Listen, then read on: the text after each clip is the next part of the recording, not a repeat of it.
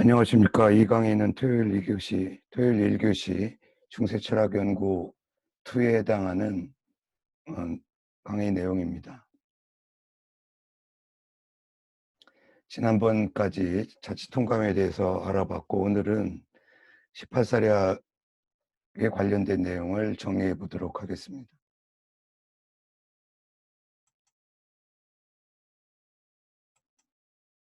증선지 18사략 1370년경에 만들어진 책으로 고대부터 송나라 때까지의 역대 왕조에 관한 흥망을 그린 역사 독본이다.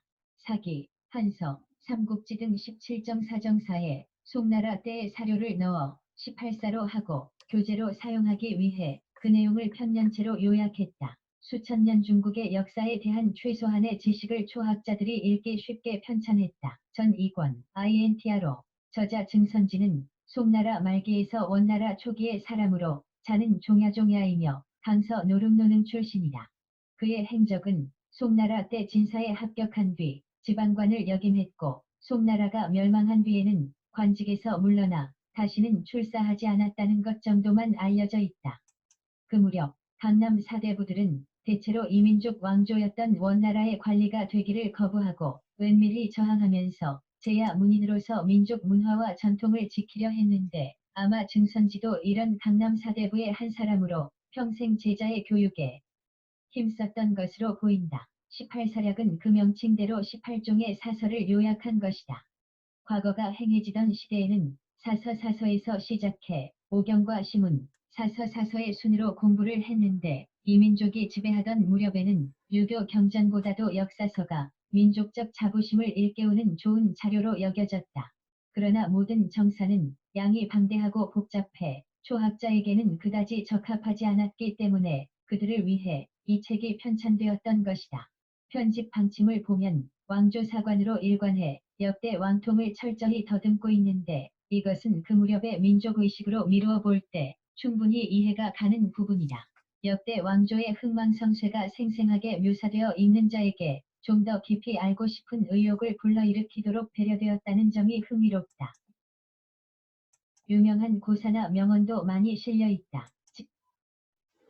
예, 개괄적으로 증선지와 18사략 내용을 소개했는데, 우리는 좀 더 중국자를 통해서 보완해서 보도록 하겠습니다.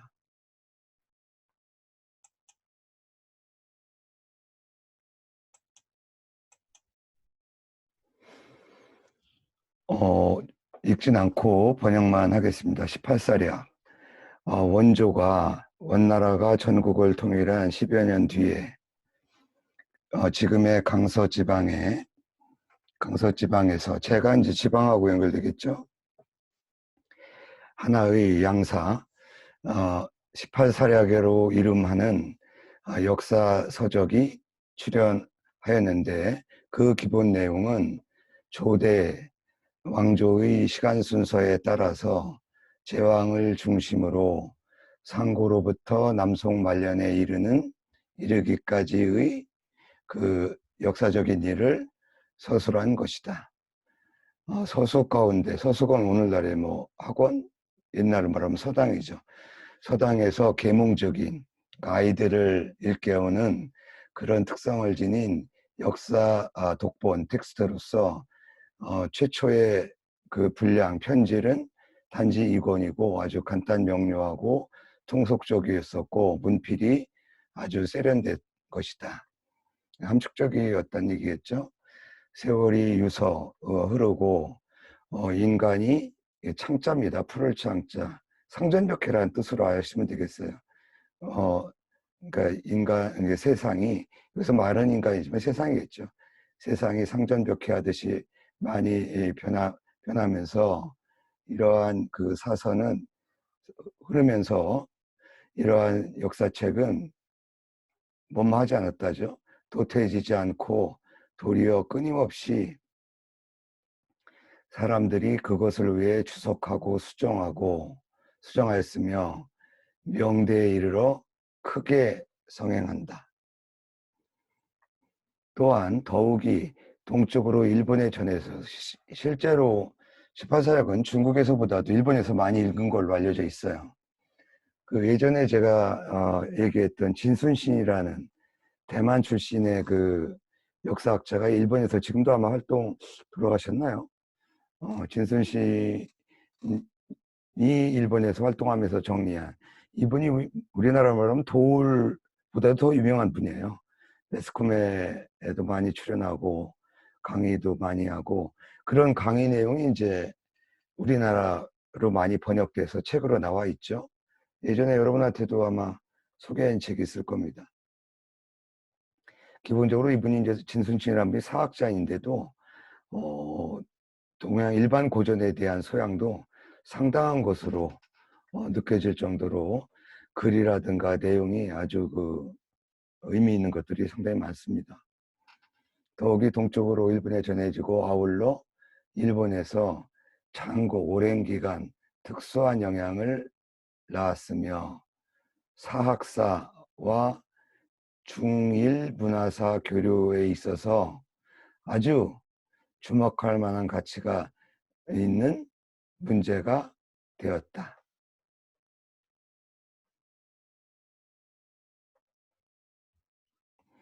왜 18사하게 되는 거는 뭐 다 아셨죠? 18가지 책이 정리된 건데 이 내용은 이제 좀 더 뭐예요? 보충한 내용이고요. 예, 계속 내용을 읽어보도록 하죠.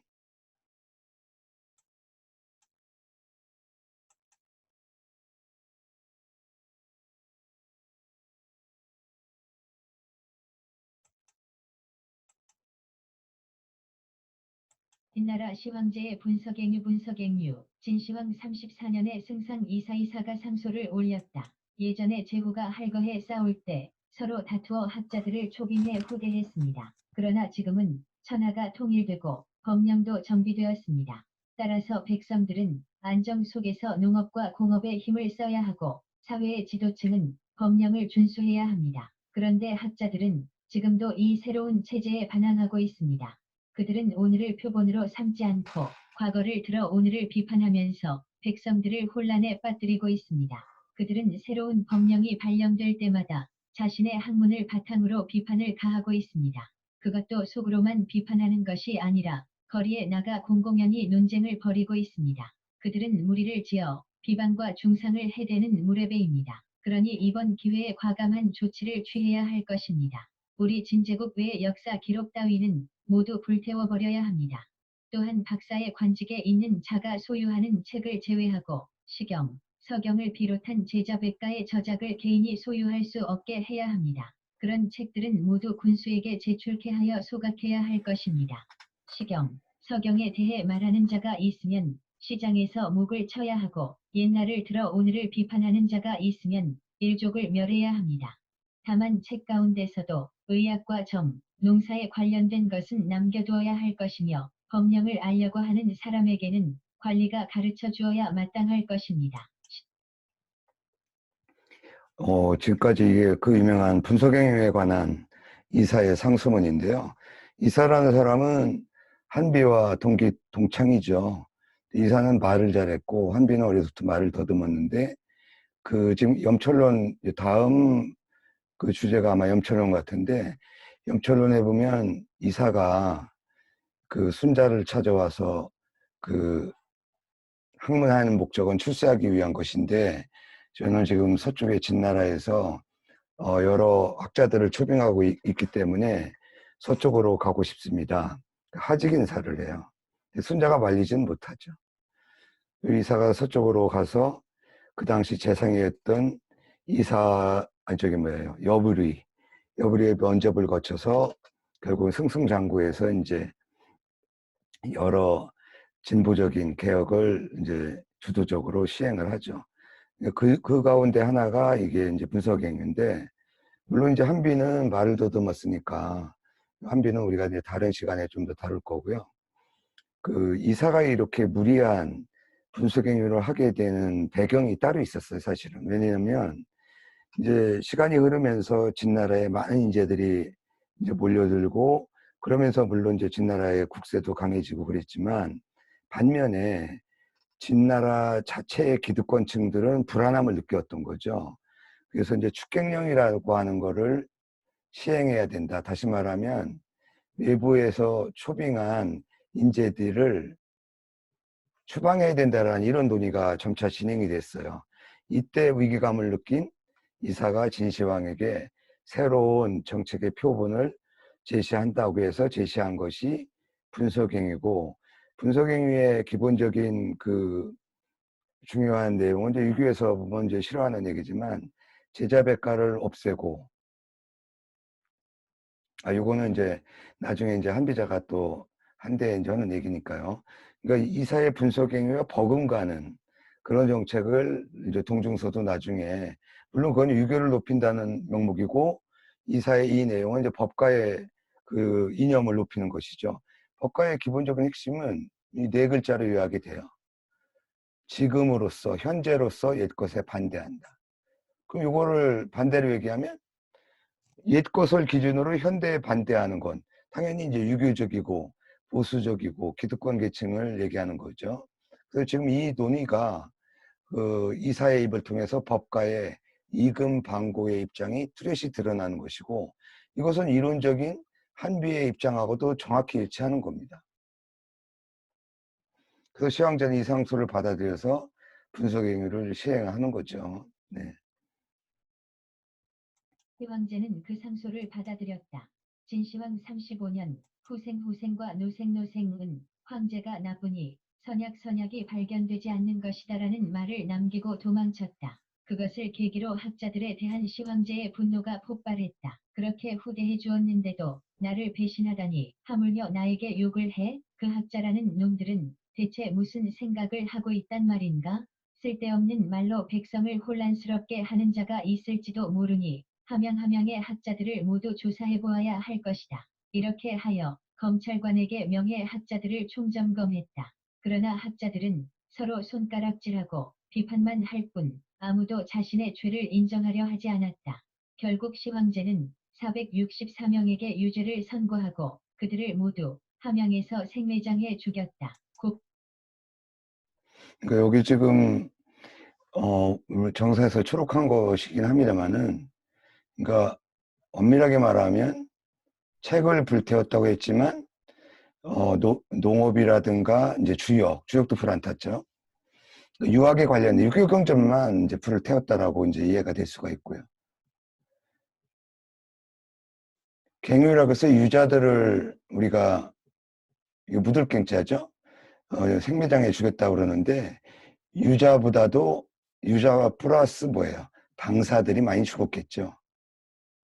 그러니까 불로초를 찾으러 보냈는데 실패하고 돌아오면서 방사들이 황제가 고약해서 선약이 발견되지 않는 것이다. 선약은 뭐 신선약이겠죠. 여기 이제 불로초도 포함되는 거죠. 여기 말하는, 예.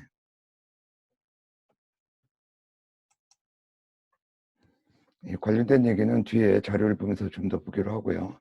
빠르게, 이 내용은 뭐 3가지 정도밖에 안 되니까 빠르게 읽고 시작하겠습니다. 가가세 학문을 비틀어 세상에 아첨하다. 한나라의 무제는 신분과 계급에 상관하지 않고 당면한 문제를 해결할 수 있으며 성인의 가르침에 정통한 사람을 초빙하기로 했다. 그리고 그들을 상경시킬 때는 연도의 군군 당국이 차례대로 숙식을 제공하게 하고, 또한 그 상경 시기를 그군의 회계 책임자가 연차 보고를 하기 위해 상경할 때에 맞추어 여비가 들지 않게 배려했다. 이렇게 하여 천군에서는 공손홍이 선발되었다. 공손홍은 무제의 질문에 대답했다. 군주가 하늘의 법칙에 따라 화덕을 갖추면 아랫사람들에게도 영향을 끼쳐 백성이 화합하며 살 수 있습니다. 이처럼 마음의 조화가 달성되면 기도 온화해지고, 기가 온화해지면 형태에도 온화함이 나타나며, 형태가 온화해지면 목소리에도 온화함이 나타나게 됩니다. 그리고 마침내 거기에 호응해 천지 만물이 조화를 이루게 됩니다. 무제는 그 답변을 1등으로 치고 그를 궁중의 김마문으로 불러 정식으로 등용하는 칙서를 내렸다. 그 즈음 제나라 출신의 원고 다 90여 세의 나이로 현량과에 합격해 조정으로 초빙되었다. 원고와 공손홍은 동료였으나 두 사람이 조정에서 마주치면 공손홍은 늘 눈길을 피해버렸다. 어느 날 원고는 공손홍을 붙잡고 이렇게 말했다. 공손님, 올바른 학문을 익히고 나서 말을 하는 게 좋소. 학문을 비틀어서 세상에 아첨해서는 안 되오. 여기서 이제 곡화가세라는 게 나왔다는 거죠. 뭐 사자성어로 보면 뭐예요? 학문을 왜곡하고 세상에 아첨한다. 그 학문을 왜곡해서 세상에 아첨한다. 이런 얘기인데, 그 한대 이제 뒤에 설명하겠습니다만은 그 대표적인 제도가 징벽제가 있어요. 먼저 간단히 설명드리고 뒤에 자료를 한번 보죠. 이 징벽제와 함께 시행한 게 찰거제라는 게 또 있습니다.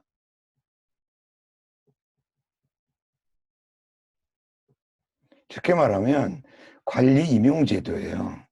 그러니까 징은 군주가 징집한다는 거죠. 그러니까 현인들을 초빙하는 제도고요. 이 벽은 고위 관료라든가 지방의 관료들이 자기들 입장에서 괜찮은 이제 참모 내지는 하급 관리들을 초빙하는 제도. 그러니까 중앙의 황제나 지방의 중수 관리들이 인재를 초빙할 수 있는 그런 제도예요. 근데 이게 무슨 의미가 있냐면 그 이전의 관료라고 하는 건 뭐예요? 대대로 이걸 세경세록제라고 그러잖아요. 세습하고 뭐 누구의 고위 관료의 아들의 아들 이렇게 이어지는 이게 주류고 그러다 보니까 이제 기득권이 형성돼서 늘 역사에서 이제 당파를 형성해서 논란이 되는 거 아니에요. 물론 이렇게 뭐 오늘날도 마찬가지죠. 고시제도가 좋은 점도 있지만 만약에 고시제도를 안 하고 어떤 기득권의 추천에 의해서 이렇게 이어진다면 또 나름대로의 이제 한계가 있겠죠. 이 찰거제는 주로 지방에서 많이 시행한 제도인데, 그러니까 마치 오늘날 뭐죠?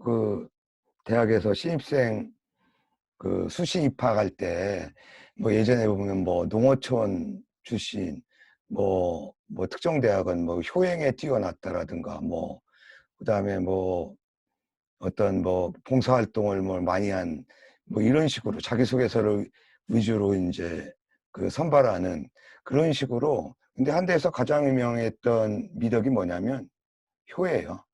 효와 청렴. 이걸 효렴과라고 그래요. 그러니까 효행이나 청렴한 관리들이 이제 등용될 수 있는 이런 제도가 이제 찰거징벽제인데, 그러다 보니까 이 무제가 오경박사 제도를 해서 고위 관료도 임용했을 뿐만 아니라 자야에 숨어 있었던, 그러니까 징벽을 할 때 여러 이제 시스템이 있지만 그 중에 하나가 뭐예요? 책문을 내려요. 황제가 제야의 지식인들한테 문제를 써 올리라고 이제 그 조칙을 내리죠. 그래서 요거를 올리는 걸 뭐라고 하냐면 책에 대해서 올리는 글에서 대책문이라고 하고, 이 대책문 가운데 가장 유명했던 게 동중서예요. 그래서 동중서가 그래서 고위관료로 임용이 되는 겁니다. 그 다음에 아까도 봤지만 이렇게 현인을 초빙할 때 예를 들면 안동에서 유명한 학자가 있다. 그러면 서울에 올라갈 때 올라오는 관문마다 다 숙식을 제공하고 모자라는 여비도, 마치 암행어사가 중앙에서 지방으로 내려갈 때 왜 역마에서 말이라든가 교통수단을 지급받는 거하고 똑같은 역으로 된 그런 시스템이었다라는 것이죠. 네. 그리고 황제가 직접 이 금마문은 무제 때 동쪽 관문이었는가 그랬는데 왜 금마냐면 뭐예요? 천리마, 그러니까 대환국의 천리마를 얻었던 걸 기념해서 구리로 말의 영상을 이렇게 조형을 해서 세웠는데 거기가 이제 금마문이라는 별칭이 됐고, 여기는 주로 뭐 했냐면 현자들을 초빙할 때 황제가 직접 맞이하는 그런 관문이에요. 그러니까 제가 이런 얘기를 하는 이유는 뭐 얘기가 길어지니까 잠깐 줄이면 뭐냐면 제학자들을 배려하는 이런 전통이 이미 2000년 전에 한나라 때 있었다. 예, 그 얘기까지만 하겠습니다. 조조는 치세의 능신, 난세의 간웅. 조조는 어릴 적부터 눈치가 빠르고 권모술수에 능했다. 게다가 방탕한 생활을 하면서 직업을 가지려 하지 않았다. 그즈음 연암연암의 허소허 라는 사람이 있었는데 그는 그의 사촌 형인 허정허정과 함께 평판이 자자했다. 두 사람은 자주 향당향당의 인물에 대해 비평을 가했다. 매월 초하루가 되면 이들의 인물 평가 순위가 정해지는데 연암 사람들은 그것을 월단평이라 했다.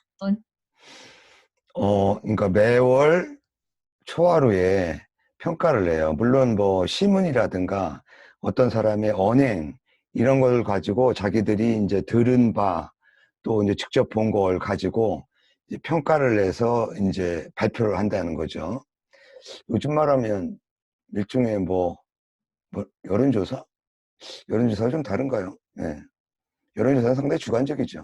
날 조조가 허소를 찾아가 물었다. 저는 어떤 인간입니까? 허소가 대답을 망설이고 있자 조조는 빨리 대답해달라고 졸랐다. 그래서 허소는 마지못해 대답했다. 자네는 치세의 능신능신, 난세의 간웅간웅이 될 걸세. 조조는 크게 기뻐하며 돌아갔다. 뒷날 조조는 황건적을 토벌하고 그것을 기회로 삼아 거병했다. 결국은 결과적으로 맞은 거죠. 조조가. 예, 난세에 간웅이라는 것은 진짜 간사한 영이라는 뜻인데 치세에 능신이라는 건 뭐예요?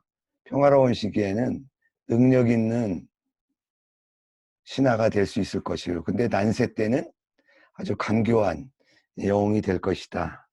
그래서 이 월단평이 상당히 유명해지고 그 당시에 좀 잘 나가는 사람들이 자기의 평판이 높아져서 중앙에서 조정해서 자기를 찾아오게끔 만드는데 오히려 역이공하기도 하는 그런 경우가 있었다는 것이죠. 네. 입의 말은 달지만 뱃속의 칼은 무섭다.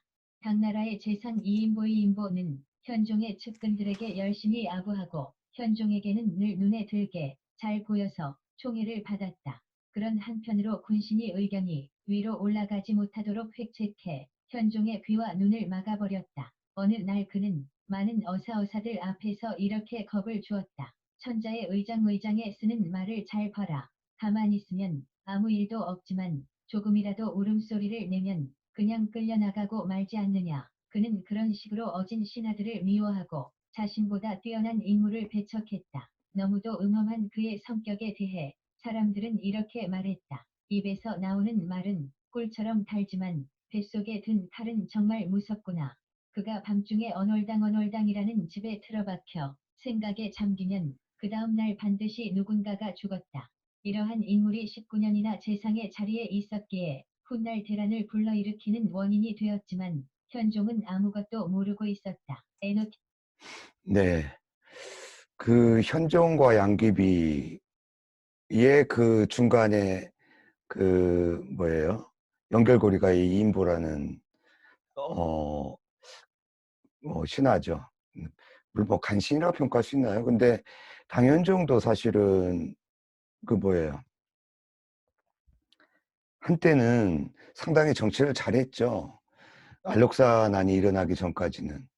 근데 이제 그 여기 관련된 스토리가 이제 나중에 또 나오겠지만 결과적으로 보면 현종은 양귀비 때문에 결국은 멸망하는 거죠. 예. 물론 나중에는 그 누구예요? 그 왕위를 이제 물려주고 예, 꽤 오래 삽니다. 오래 살지만 자기 옆에 있었던 양귀비가 이제 목매달아 죽게 되는 계기가 뭐예요? 그 반란군들이 요구하는 내용이 양귀비를 죽여라는 거였어요. 눈물을 머금고 집행하려고 하니까 그 양귀비가 스스로 옆에 버드나은 거예요.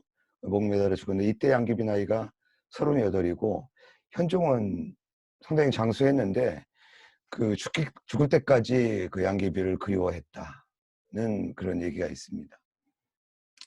그 양옥환이죠, 원래 이름은. 그러니까 기본적으로 그 첩을 뭐예요?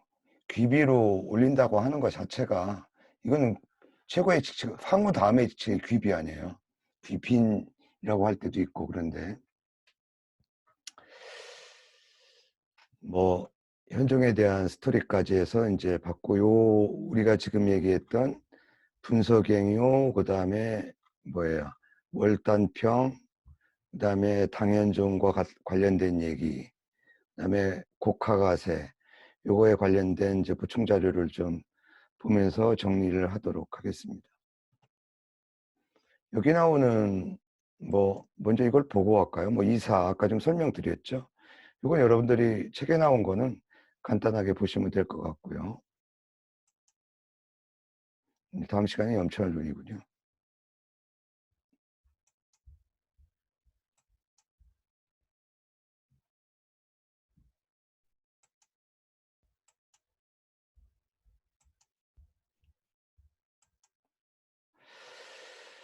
징벽 아까 간단히 설명했고, 지금은 이제 요약해서 자료로 설명을 하겠습니다. 징벽. 징벽은 한 대의 관리를 선발하는 제도의 일종 형식이다. 그래서 개념을 잘 알아두시면 돼요. 징은 황제가 사회 지명인사, 사회 유명인사를 뭐 징집 초빙하여 한 나라 조정으로 징집 초빙하여 요직에 충임, 그 요직에 배당하는 것이다. 징은 그러니까 주어가 누구예요? 황제가 직접 초빙할 때 징이라고 하고요.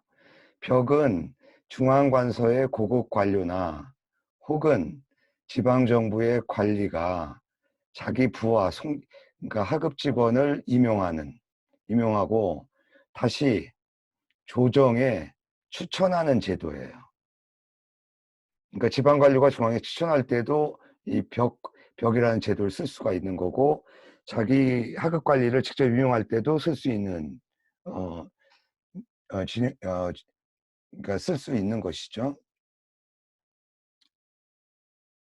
그 다음에 여기 보면 이른바 징벽은 명망이 혁혁한 인사를 불러서 관직을 주는 것이고, 황제가 초빙하는 걸 징이라고 칭하고, 관보가 부르는 것을 벽이라고 한다. 징벽은 중국 한대의 인재를 발탁하는 일종의 제도다. 그래서 벽제라고도 한다.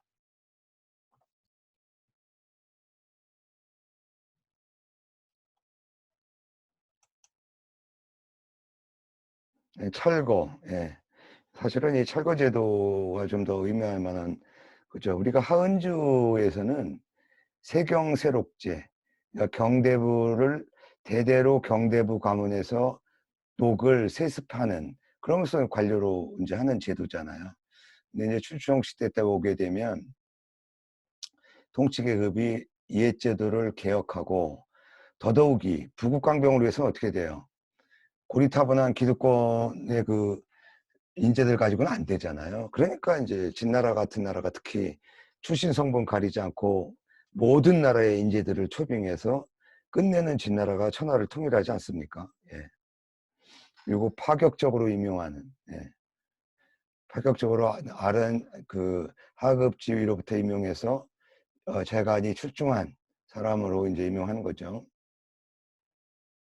또 이게 세경세록제에서 이거 주로 이거는 아무래도 이제 문관 위주가 됐겠죠. 근데 전국시대 이제 야육강식 시대에는 이제 군공, 누가 사람의 목 혹은 귀를 많이 베냐, 그래서 하루아침에 장군이 되는 이런 경우도 있었고, 또 뭐 제주가 우리가 왜 그 맹상군의 그 일화에서 보듯이 닭울음소리, 어떤 특정한 재주만 가지고도 출세하는, 또 말을 잘하는 인재, 이런 사람들은 이제 출신을 가리지 않고 군주나 제후들을 위해서 이제 등용될 수 있었다.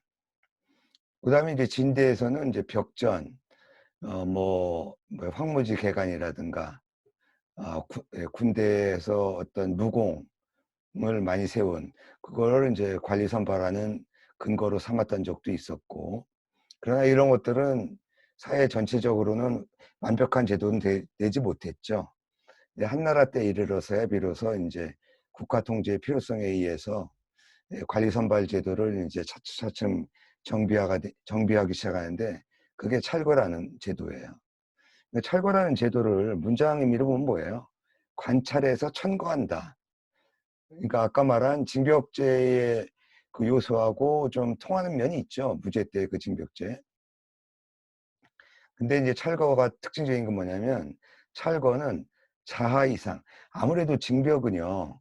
위에서 불러서 아랫사람을 임용하는 제도잖아요. 근데 이 찰거는 아래로부터 위로 추대하는. 물론 이제 벽제 제도는 좀 그런 측면이 있었지만 뭐 아래에서 이제 중앙으로 이렇게 추천할 수 있는 그런 어떤 특성이 더 강한 제도다. 그래서 선거제도라고도 했다. 예. 몇 가지 이제 예외적인 사정이 있는데 한고조 유방은 가장 먼저 아래로 그 뭐예요 현자를 구한다는 조칙을 내리고 이 군국은 이제 한나라 제도죠. 군국제도라고 그러잖아요. 지방에 각각의 나라와 군을 이제 설치하고 거기에 왕도 임명하잖아요. 예. 해남자를 지은 해남왕도 마찬가지고. 자기는 뭐예요? 황제니까. 오히려 그러니까 이원과가 바뀌는 거죠 한때에는. 중앙은 황제, 지방은 왕. 예.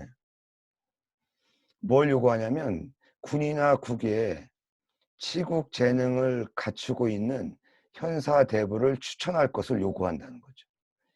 그러니까 한고조 유방이 본인은 무식했지만 유방이 그렇게 했어요. 참모들이 워낙 훌륭한 사람이 많았잖아요. 유방 측근에. 그래서 찰거제의 선화를 열었다. 그래서 그 이어지는 해제. 여호는 유방의 부인이죠. 이제 저기 뭐야. 이제 남편이 죽었을 때 아주 그 전행을 하고 자기 아들들을 몇 대에 걸쳐서 황제로 임명하죠.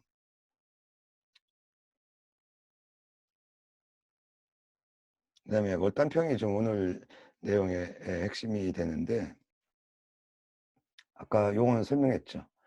월단평은 후한 말 연암 군의 사람인 허소 형제가 주재했다라는 거죠. 뭐를 주도했냐면 당대 인물이나 혹은 시문자, 화, 그러니까 그림 뭐 이런 거에 대한 품평, 그다음에 뭐 칭찬, 폄하를 하던 일종의 활동이었다. 항상 매월 초에 발표했기 때문에 월단평 혹은 월단품, 품평이죠. 그러니까 품이라고 해도 평가라는 뜻이고 평이라고 해도 평가라는 뜻이죠. 네. 무론, 막론이죠. 누구를 막론하고 한번 그 품평, 등급을 거치게 되면 그 뭐예요? 몸의 가치가 100배가 되고 이게 상대가 없을 때 혼자 이렇게 생각하면서 강의를 하다 보니까 단어가 언뜻 안 떠올라요. 이게 단점이 있더라고요. 그리고 좀 오래 하다 보면 좀 지치는 것 같기도 하고 그게 아주 묘해요. 네. 그래서 이 녹화에 참여했던 뭐 여러 선생님들에 대해서 고마움을 뼈저리게 느끼고 있습니다. 이 들으신 분들은 아주 뭐 한 대여섯 분들은 자부심을 가져도 좋습니다. 제가 그 단지 산다고 해서 이제 혼자 해보겠다고 했고 뭐 그러다 보니까 이제 개강이 되니까 정식 개강이 되니까 이제 그렇습니다만은 나중에라도 한두 명이라도 참여를 원하는 학생이 있으면 같이 녹화를 하는 게 여러모로 좀 편리하지 않을까. 이 자리를 빌어서 반성하는 반성? 네, 유감을 표하는 바입니다. 몸값이죠. 이 생각이 안 나요. 반성문을 쓰니까 이게 몸값이 100배가 되고 세상에 그 아주 유행하고 미담으로 여겨졌다. 그래서 그에 따라서 그 사람의 그 뭐야 이 이름이 아주 멀리 하이 멀고 가깝 그러니까 뭐 아주 멀어진다는 거죠. 예. 한때에 아주 성행했다. 요건 원문인데요. 예. 조조가 미천할 때 맞으면 그야말로 뭐 조폭 같은 짓을 하고 다녔잖아요. 항상 그 아주 비상겸손한 말이에요. 항상 겸손한 말과 후한 아주 뭐 패백을 갖고 왔나 보죠. 그러면서 기목, 자기 평가를 구했다는 거예요. 허소 형제한테. 근데 허소 형제는 그 사람을, 이 비가 동사예요. 그 사람이 비루하다고 여기고 기꺼이 대하지 않았다. 그러니까 대면하는 것을 기꺼워하지 않았어요. 그래서 조조가 이에 틈을 봐서 허소 형제가 협박을 했다는 거예요.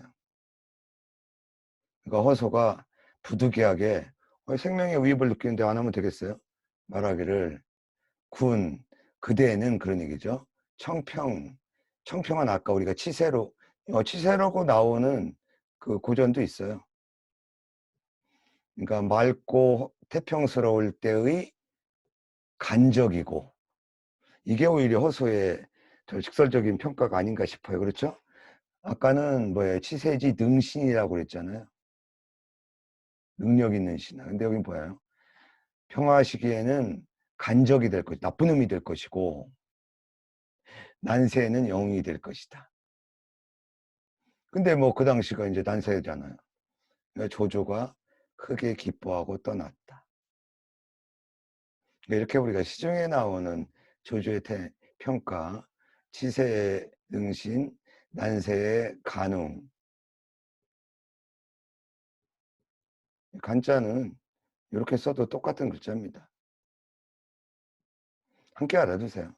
근데 오히려 이것이 허소영지의 냉정한 평가 아니겠어요? 그대는 청평할 때는 간사한 도적, 난세의 때는 영웅이 될 것이다. 근데 위에서는 치세의 능신, 난세의 간웅.